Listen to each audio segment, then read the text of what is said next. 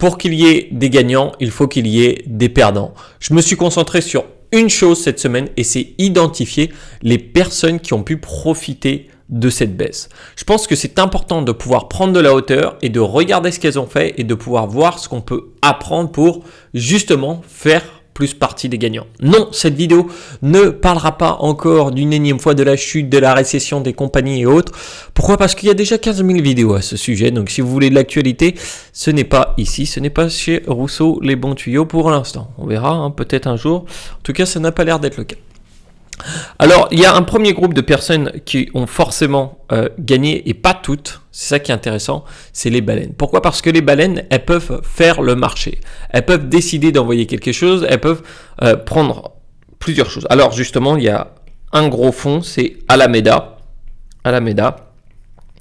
Alors Alameda, eux, ils ont fait un paquet d'oseille. Ils ont fait un paquet d'oseille, c'est sûr. Ils ont été impliqués dans le cas avec Celsius. Ils ont des poches complètes pour faire bouger le marché. C'est un des plus gros fonds dans les cryptos. Et c'est pas pour rien que d'ailleurs, justement, je copie ce qu'ils font. Donc, j'ai réussi à identifier des adresses de wallet qu'ils ont. On peut en trouver certaines sur Internet. J'ai trouvé un bon paquet. Et toutes les semaines, je regarde qu'est-ce qu'ils ont acheté, qu'est-ce qu'ils ont vendu et compagnie. Tu auras peut-être un lien dans la description, c'est pas sûr. Sinon, je l'ai envoyé juste à ma liste email. C'est pour ça qu'il faut être dans la liste email. Tout n'est pas partagé sur YouTube. Je préfère partager en général par email. C'est plus simple et plus rapide pour moi. Donc, eux, déjà, ils ont gagné un paquet d'oseille. Ça, on le sait. Alors, il y a des baleines qui ont perdu aussi. C'était des baleines plus les fonds d'investissement. En fait, les fonds venture capitalists, les VC, comme on peut les appeler, eh bien, eux, ils ont perdu plus sur certains projets parce que, par exemple, ils étaient exposés à Luna, ils étaient exposés à d'autres choses. Enfin bref, ça ne veut pas dire qu'ils sont forcément plus intelligents en investissement, mais ils peuvent faire des erreurs. Donc, en revanche, des fonds comme Alameda et d'autres fonds dans les cryptos que j'ai cités justement dans la newsletter, eh bien là, eux, à copier, ça peut être intéressant. Alors, tu ne peux pas tout copier, mais tu peux voir ce qu'ils achètent et copier leur portefeuille. Donc, une autre chose qui est dans les cryptos, et on se rend compte, en fait, il y a un adage dans le poker, c'est « If you cannot identify the fool at the poker table, it means you are the fool ». En gros, si tu ne peux pas repérer l'idiot à la table de poker, c'est que tu es l'idiot. Et le grand mot qui va derrière ça, je pense que c'est être humble. Parce que, à certains moments, moi, d'autres personnes ont pu se dire « C'est bon, je vois quelle direction il va prendre le marché, je sais ce qui se passe ». Mais en fait, on ne peut jamais savoir. On ne peut jamais savoir parce qu'un risque sur un système peut entraîner une catastrophe. Et ça, c'est quelque chose que, en fait, dont on parle peu. Parce que personne ne s'était rendu compte que, le choc systémique de Luna pouvait entraîner d'autres choses. Alors, il faut faire attention. Il faut faire attention, justement. Je vais essayer de reprendre. J'avais un article qui était intéressant à ce sujet sur, en fait, le fait que, Luna est parti en cacahuète, mais il n'y a pas que ça. Il n'y a pas que ça parce qu'en fait, la corrélation en ce moment entre le Bitcoin et les fonds, ici. Tac. Ok. Ici, donc, nous avons nos fonds en action et les fonds en crypto. Donc là, c'est la corrélation. Vous voyez qu'avant, à un certain moment sur l'or et compagnie, c'était pas toujours corrélé. Là, ici, sur la période de 2017, il n'y a pas vraiment de corrélation. Ici, sur 2022, on a vu quand même beaucoup plus de corrélation avec le S&P 500. Et là, on voit qu'il y avait une tendance baissière et elle a été accentuée par le crash de Luna. Et après, on a suivi cette tendance. Donc ça, c'est quelque chose qui est intéressant à voir. Ensuite, les autres choses, donc la deuxième catégorie de personnes, et là, j'étais un petit peu étonné et agréablement étonné, c'est ceux qui étaient dans les pools de liquidité avec des stablecoins. Pourquoi ? Parce qu'en fait, la pool de liquidité, étant donné qu'elle doit toujours avoir la bonne répartition, eh bien, il y a eu directement des rebalances qui se sont faites et ça a permis de faire grossir leur part de stablecoin. Là, si c'était en vert, Et dans ce cas-là, ça a permis d'éviter la chute complète là-dessus. Donc c'était assez intéressant de voir ça qu'au final, parce qu'on a vu que tout ce qui était le yield, donc Celsius, Anchor et compagnie, eux, ils ont été explosés. En revanche, ce qui s'est passé pour ceux qui étaient dans les pools de liquidité, je pense tout bêtement sur Uniswap et compagnie, quoi, eux, ils ont eu des bons retours parce qu'ils ont moins perdu. Donc ça, c'est assez intéressant. Et justement, il y avait autre chose, c'est que sur les stablecoins, en fait, on a eu un grand départ des personnes qui sont mises. Vous voyez, le volume des stablecoins a augmenté énormément à ce moment-là. Maintenant, ce qui est fait est fait. Ça sert à rien de regarder dans le passé, ça sert à rien d'avoir des regrets, ça ne va pas permettre d'avancer en tant que bon investisseur. Ce qu'il faut regarder, c'est qu'est-ce qui va se passer demain et qu'est-ce qu'on peut faire aujourd'hui. Alors, on va reparler des autres groupes. Le troisième groupe, en fait, et j'ai rencontré juste une personne pour l'instant qui l'a fait. Enfin, j'en connais d'autres, mais j'en ai pas parlé spécialement avec eux. C'est ceux qui ont fait de la rebalance. Alors, en fait, ils ont utilisé, c'est le système qui est dans Intelligent Investor, le bouquin rouge très connu, qui est une bible, en fait, hein. Forcément, il y a beaucoup de choses qu'on ne peut plus appliquer dessus, mais ceci dit,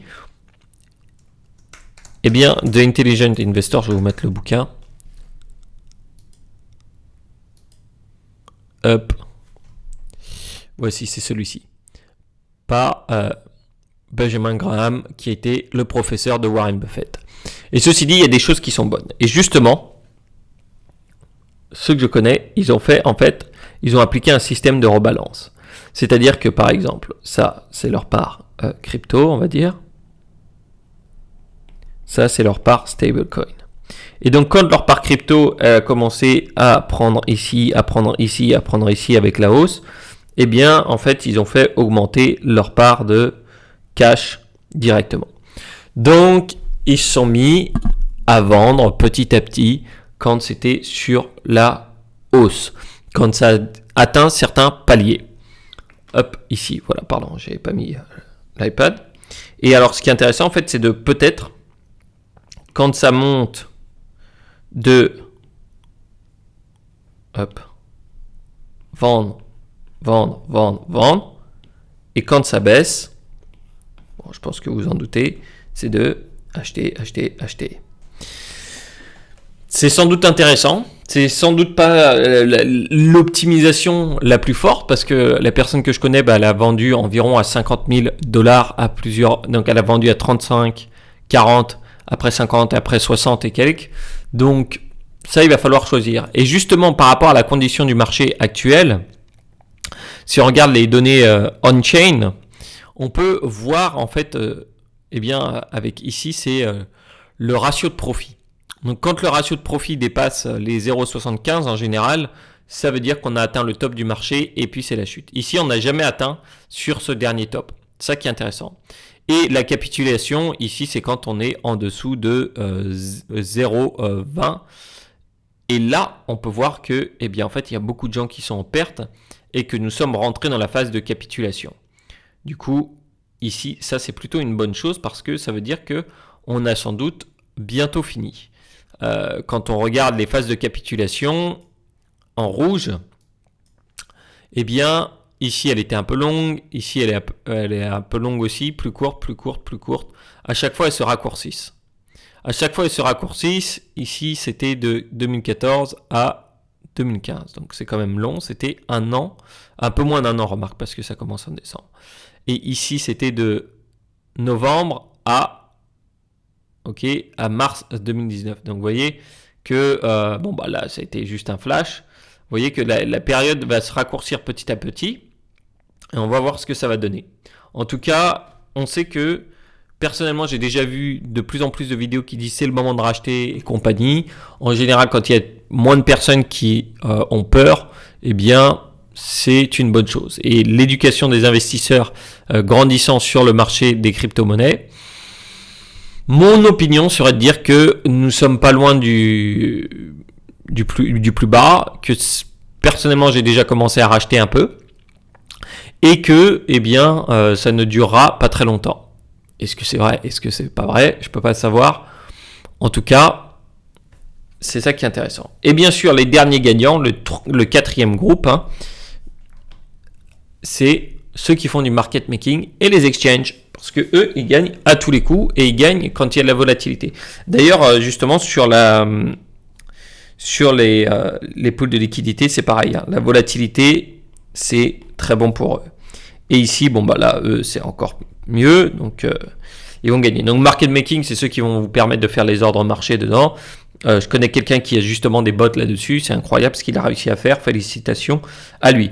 Au niveau des exchanges, eh bien, eux, forcément, ils ont gagné, hein, puisque ça repasse par chez eux. Donc, tant mieux pour eux. Maintenant, qu'est-ce qu'on peut faire? Qu'est-ce qu'on peut se dire en tant qu'investisseur? Comment on peut améliorer pour la prochaine fois? Je pense que forcément, vous allez me dire, ouais, mais c'est toujours la même chose avec toi, Antoine. Mais là, ça va être l'automatisation. Pourquoi? Parce que c'est très dur de se dire je vais vendre ou pas. Et d'ailleurs, il faut bien se rendre compte d'une chose. Tout le monde n'est pas dans une mauvaise situation maintenant. Pourquoi? Parce qu'il y a des gens qui ont pas besoin de vendre. Ils ont du cash. D'accord? Ils ont déjà du cash, donc pas besoin de vendre. Ils ont déjà des réserves. Ils sont là pour le long terme. Et ils sont juste pas inquiétés parce que peut-être qu'ils ont déjà un cash flow d'autre part, tu vois. Et ça, il faut bien s'en rendre compte que tout le monde n'est pas comme ça. Et en plus, il y en a d'autres qui vont vous dire, oui, mais un Bitcoin, c'est toujours un Bitcoin. C'est vrai. Justement, il y en a qui vont mal regarder leurs pertes. Ils vont dire, ah bah attendez, le Bitcoin il était à 60K. Aujourd'hui, il est à 20K. Moi, j'ai perdu 40K. Ce qui est faux. Tu as perdu quand tu as vendu.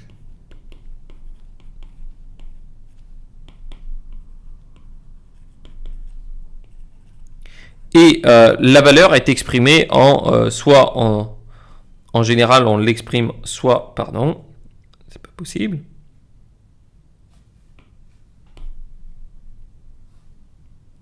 La valeur avait été exprimée en dollars ou en euros. Et cette valeur en dollars ou en euros, on sait qu'il y a une inflation de dingue là-dessus. Hein. On sait qu'il y a une inflation et on sait que l'impression, elle est illimitée. Tandis que l'impression du Bitcoin, elle est limitée. Donc, vous vous doutez bien qu'à un moment, le Bitcoin, si ça continue comme ça, sa valeur va énormément augmenter parce que la valeur dans laquelle elle est exprimée est illimitée. Et donc, la valeur du dollar ou de l'euro baissera, ce qui fera le reste. Donc pour revenir ici, c'est pas vrai parce qu'en fait ça va dépendre. Si la personne elle avait acheté son Bitcoin en fait à 25 000 par exemple, aujourd'hui elle est en perte latente de 5 000. Voilà, elle n'avait pas 60 000. Non, c'était le Bitcoin qui valait 60 000 $. Mais elle avait toujours un Bitcoin. C'est si elle avait dit ok à ce moment-là j'échange parce que la valeur exprimée en dollars elle est à 60 000, je veux échanger. Et donc, il faut bien faire attention aux pertes latentes et aux gains qui sont aussi papier. Donc, les pertes sont papier, les gains sont papier tant qu'on n'a pas acté la vente. Et puis, bah, pour ceux qui n'ont pas besoin d'argent parce qu'ils ont un bon plan, et ça, c'est une bonne stratégie, il faut avoir une stratégie solide. Il faut avoir une stratégie solide. Certains sont sur le long terme, mais certains ont un cash flow qui arrive. Donc, ils n'ont pas besoin.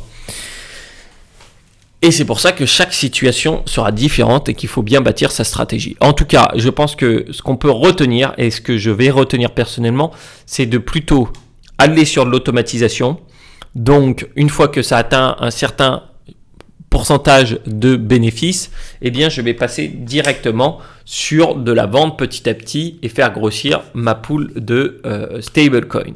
Et c'est justement quelque chose sur lequel je travaille déjà parce que demander à un humain d'automatiser, c'est complètement débile. Sur Basketfolio, pour ceux qui connaissent, eh bien là-dessus, ce que je voudrais, c'est ça par exemple. C'est que j'ai 70% crypto et j'ai, on va faire ça, et j'ai 30% stablecoin. Eh bien, si ça passe à 80%, du coup, ça fait que ça, c'était à 20%. Eh bien, on va faire le changement pour que ça redevienne à 70-30. Donc là, au final, j'ai ma pool de stablecoin qui a augmenté et j'engrange des gains tout en gardant une partie de mon capital comme ça dessus. Alors forcément, le mieux, ça serait de vendre ici au top, de racheter ici, de revendre ici. Mais bon, si tout le monde pouvait le faire, ça se saurait. Donc autant la jouer plus tranquille et autant automatiser là-dessus. Alors je vous reparlerai d'une autre fois de Basketfolio. Sinon vous aurez un lien dans la description. J'en parlerai un peu plus en détail puisque le projet va bientôt sortir. Nous avons bientôt terminé de développer le logiciel qui vous permettra justement d'automatiser les investissements. Donc d'ailleurs quand j'en ai parlé à la personne qui s'est servi de cette technique ici, il a dit mais ouais, en fait, ça a une utilité énorme, étant donné que Basketfolio viendra directement se connecter à vos exchanges. Et voilà, donc dites-moi si vous avez des questions en commentaire, si vous avez peut-être trouvé une autre méthode, si vous pensez qu'il y a des choses à ajouter. Et sinon, pour ceux qui veulent automatiser ça, vous aurez le lien dans la description et je vous retrouve pour Basketfolio. Voilà, je pense qu'on est bon. Allez, prenons de la hauteur et smashons le bouton pouce bleu et pourquoi pas cliquer sur s'abonner. Ciao, à la prochaine.